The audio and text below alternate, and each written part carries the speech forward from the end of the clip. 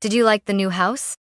My dad asked me that in the middle of Christmas dinner, smiling, proud, completely unaware he had just detonated a bomb. I froze. All the forks stopped midair. My breath caught.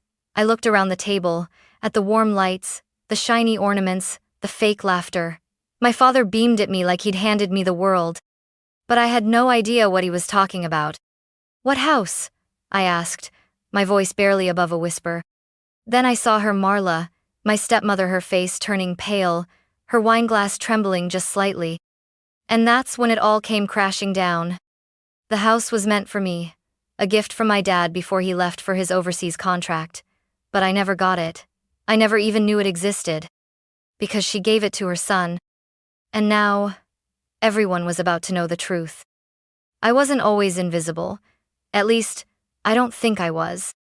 When I was little before Mom died, I remember sunlight, laughter, a pair of arms that held me tight and whispered bedtime stories about shooting stars and faraway lands.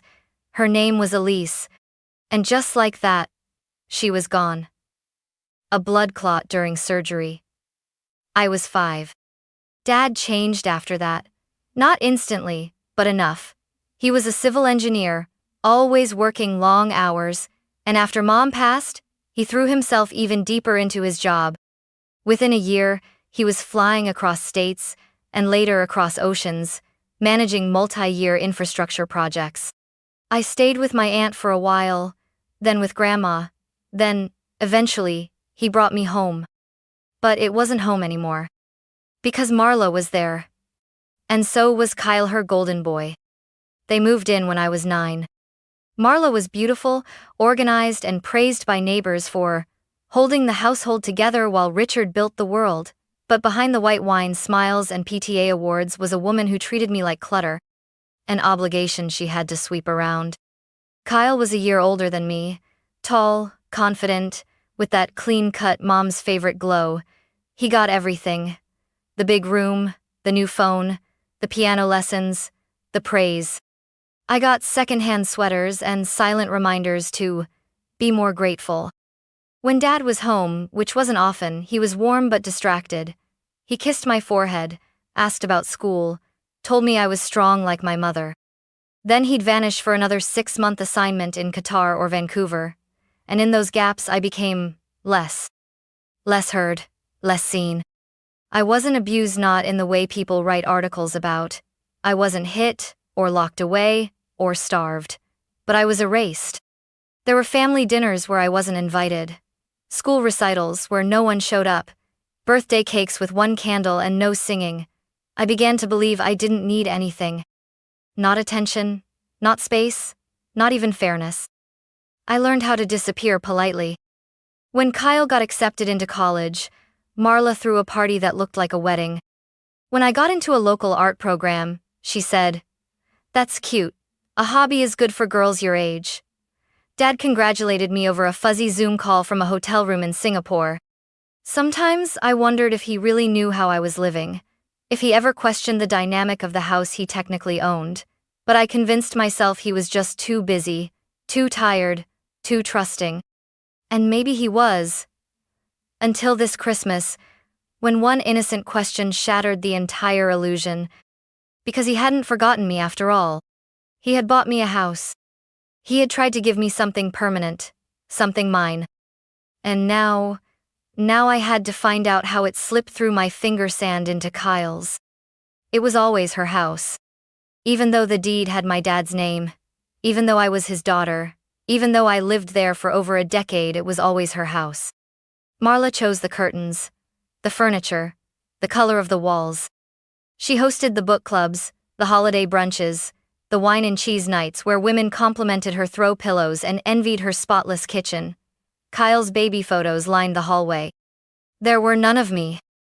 She ran the place like a well-oiled machine, and I was the dust she kept out of view. When I was 16, I asked if I could hang a painting I'd done in the hallway. It was a watercolor of a rainy street, corner subtle, quiet, a little sad. She glanced at it, smiled politely and said, "That's lovely, Callie. Maybe in your room." I stopped offering after that. Every decision filtered through her, what groceries to buy, what shows were acceptable on the living room TV, which chores were mine, and which were too much for Kylie's got exams. She masked control in kindness, but I could feel it like static on my skin. Dad never saw it, or maybe he didn't want to. To him, Marla was grace under pressure, a woman who kept the home together while he was working overseas. She emailed him updates with photos: Kyle winning an award, Kyle fixing the sink, Kyle helping decorate the Christmas tree. If I was ever in the frame, it was accidental, blurry in the background. And Kyle? He played the part perfectly. Good grades, polite handshake, football team. He wasn't cruel, just indifferent. He didn't mock me. He didn't have to. The system was rigged in his favor, and he knew it. One time in senior year, I asked Marla if I could apply to an art program in Chicago. She said, "That's ambitious, but who's gonna pay for that? Your father's money is already going toward Kyle's tuition, and honestly, art is more of a luxury than a career. You should find something stable." Stable? Like what? Folding towels while Kyle builds his future on the foundation that should have been mine?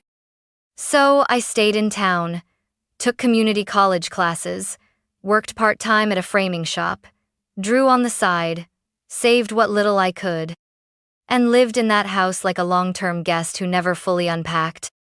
Then came the housewarming photo. 3 months before Christmas, I saw it on Marla's social media. She and Kyle standing in front of a 2-story colonial-style home with a red door. The caption said, "So proud of my boy, new beginnings." I felt something tighten in my chest, but I didn't ask. I didn't ask why Kyle had moved out. I didn't ask how they could afford such a house. I didn't ask, because I already knew I wouldn't get a real answer. It wasn't until Christmas dinner, when Dad smiled across the roast turkey and asked about the house I got you, that I realized that house was supposed to be mine. I couldn't sleep that night. After the dinner, after Dad's question, after Marla's face drained of all color, I lay in bed, staring at the ceiling fan spinning shadows across the room, replaying every second of the conversation in my mind. "Did you like the new house?" He had said it so casually, so confidently, as if it were old news. And that was what broke me. He really thought I already knew. That I had walked through that red front door, that I had been given keys, that I had unwrapped a future in bricks and beams and sunlight. But I hadn't. Because Marla had given it to Kyle. Not just let him stay there, not just borrowed it for a while. She made it his. And now I couldn't stop wondering. When? How? And most of all, how did I not know this sooner? I woke early the next morning, before anyone else was up. I slipped into Dad's study, a room that Marla rarely entered. It was quiet, always a little cold, and smelled faintly of old books and ink. I opened the file cabinet, fingers trembling. I wasn't looking to betray anyone. I was just searching for proof that I wasn't crazy. The label on the manila folder read, "Property, Hollow Pine." My heart skipped. Inside were printed emails from months ago. Subject lines: house purchase confirmation, transfer of deed, gift title for Callie. My name was typed in black ink on half a dozen legal documents. Dad had sent them from Dubai to Marla's email. She had responded with, "All received. I'll make sure she gets it on her birthday." That birthday had passed 3 months ago. No one had said a word. No key, no tour, no ribbon on the front door. Instead, there was a photo on Marla's Facebook page, Kyle's new beginning. I closed the folder, heart pounding, fingers icy. I wasn't just forgotten, I was rewritten. She had taken something meant for me, a space where I could finally breathe, finally belong, and handed it to someone who already had everything. And Dad? He didn't know. I wanted to scream, not at him but at the gaps.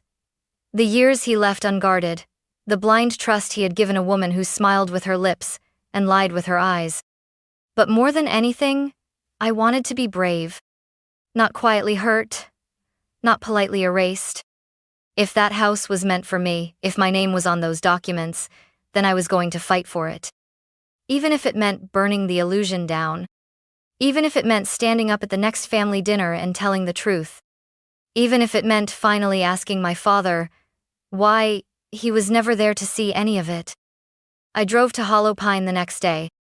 I don't know what I expected, maybe that it would feel wrong, foreign, someone else's. But as I turned onto the quiet cul-de-sac lined with young trees and tidy lawns, something inside me clicked.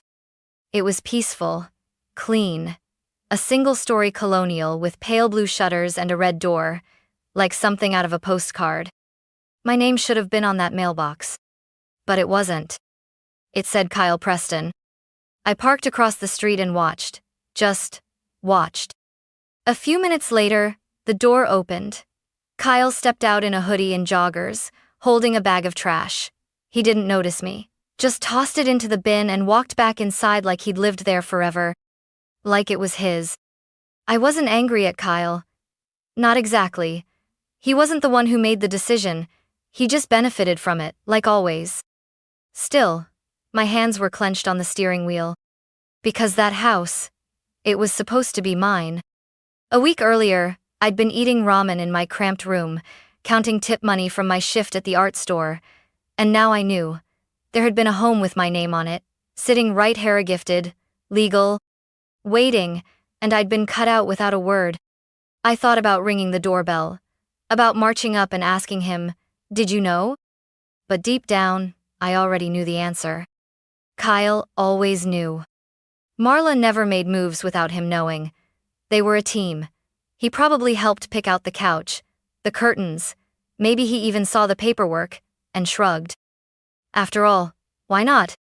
He'd grown up with the assumption that everything filtered down to him: praise, privilege, now property. I stayed another 20 minutes, parked like a ghost across the street from the life I was never allowed to have. And then I left. That night, back at the house, Marla's house, I said nothing. I didn't slam doors. I didn't shout. I just watched her. She poured wine, laughed at something on TV. She was relaxed, comfortable, because in her mind, it was done. Her son had the house. I was still under her roof. The lie had held. Until Christmas dinner. Until that one careless question from my father cracked it wide open. I didn't sleep again that night. I sat up rereading the documents I'd scanned from Dad's folder. My name, the notarized transfer, the date, the address, and at the bottom, to be delivered to Callie Monroe upon her 20th birthday. It was legally mine. And yet, Kyle had the keys. Kyle had the welcome mat. The more I thought about it, the more something inside me hardened not into rage, but into resolve. Marla had rewritten the story. I was going to take it back. Not in silence, not in secret. At Christmas dinner, with every seat at the table watching.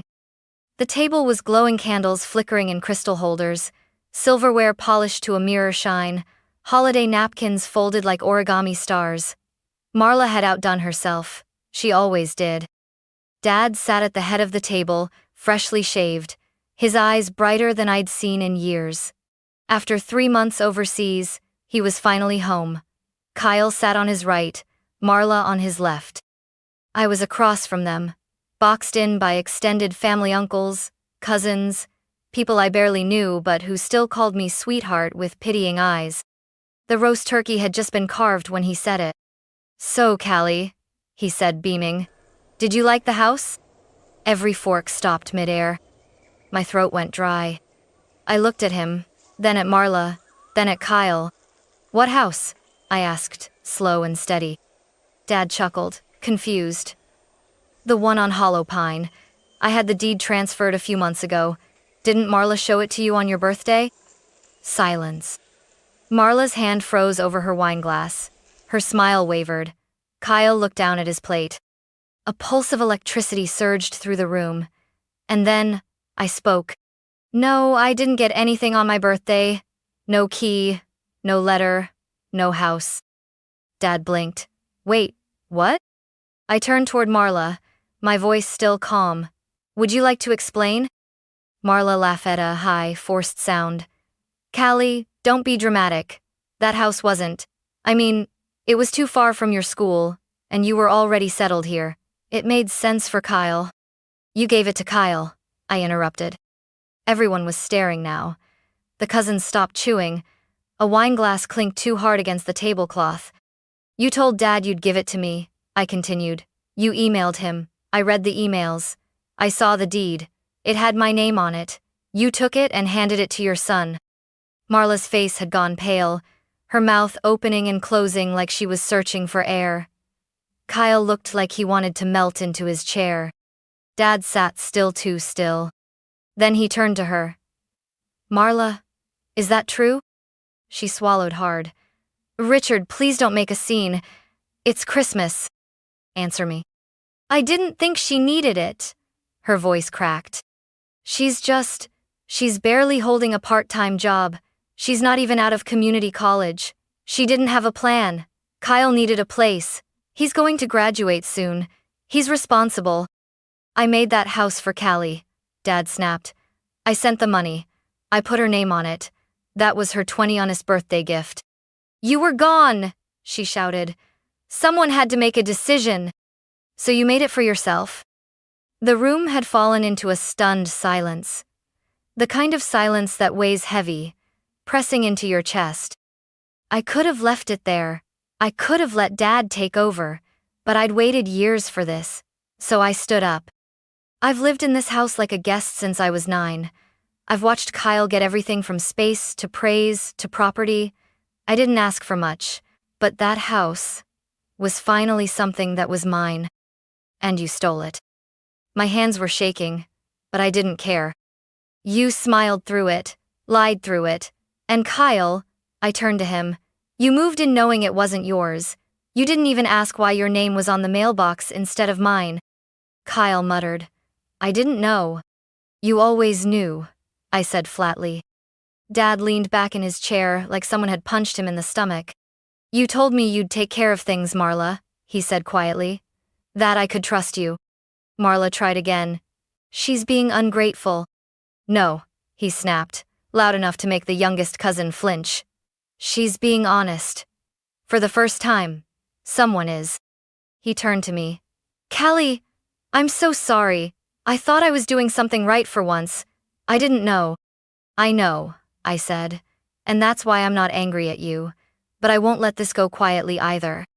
I pulled the manila folder from under my chair. I had brought it with me, just in case. I spoke to a lawyer, I added. The deed is in my name. The transfer was legal. The house is mine.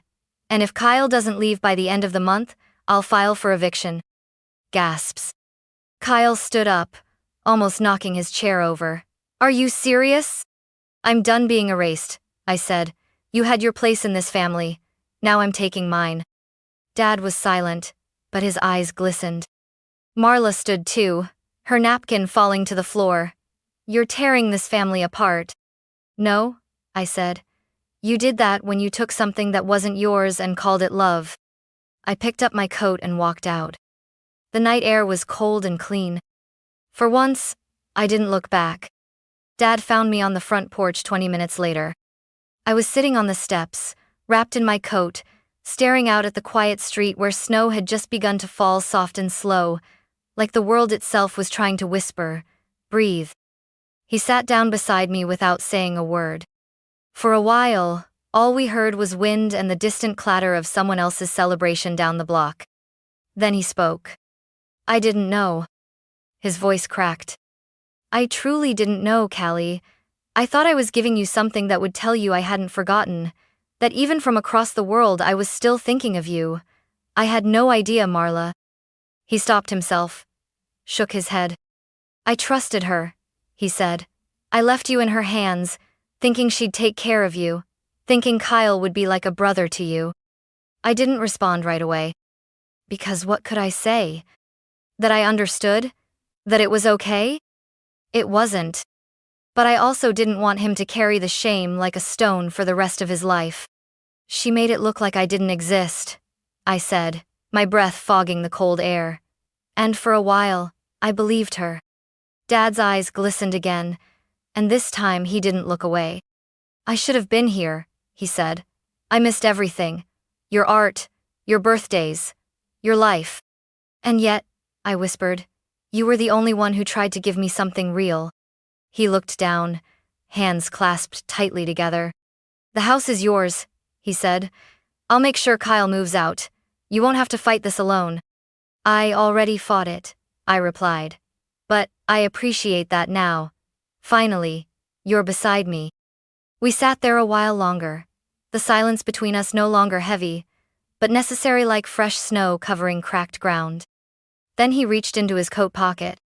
He pulled out a small wrapped box, nothing flashy, just a simple green bow and a handwritten tag that said, "To Callie, from Dad." "I was going to give this after dinner," he said, sheepish. "It's nothing big." I opened it. Inside was a key. Not to the house. To a small red lockbox. "I filled it with all the letters I meant to send," he said quietly. "All the times I wanted to say I missed you, but didn't know how." I held the box like it was made of glass. Not because it fixed everything, but because it was the first time in years that something truly felt mine. The keys felt heavier than I expected. Not because of weight, but because of what they represented. Downership, closure, and something I never thought I'd have. A place that was mine. 2 weeks after Christmas, Kyle moved out. Quietly. No confrontation. Just a text to Dad that read, "I've left the place clean." I never responded. There was nothing left to say. The day I stepped into the house on Hollow Pine as its rightful owner, the sun poured through the front windows like some kind of apology from the universe. The living room was empty. Now no furniture, no family portraits, no stolen narratives. Just space. I walked barefoot across the hardwood floors, letting each step echo. I opened the windows. I let in fresh air. I breathed. I didn't bring much, just a few boxes of clothes, my sketchbooks, my coffee-stained art supplies, and the little red lockbox Dad had given me. I placed it on the shelf by the fireplace. It didn't belong to the past anymore. It belonged here. I painted the walls myself.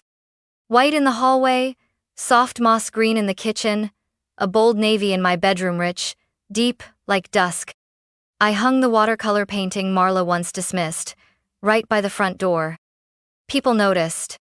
My friends dropped by with housewarming plants and candles. My professor from community college sent a handwritten card that said, "You're exactly where you were meant to be."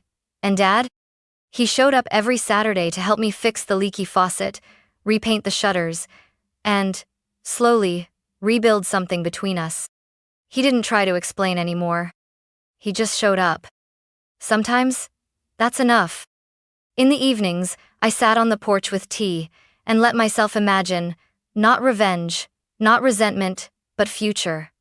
I started drawing again, filling the spare bedroom with canvases and color. I even applied for a design grant, something I never would have dared to do before. This house, this stolen then returned space, became my studio, my home, and my proof that silence doesn't mean surrender. I was never loud. But now, I didn't have to be. I had a front door that opened just for me. A mailbox with my name on it. And a life I was finally living, not waiting for, not apologizing for, and not begging permission to enter.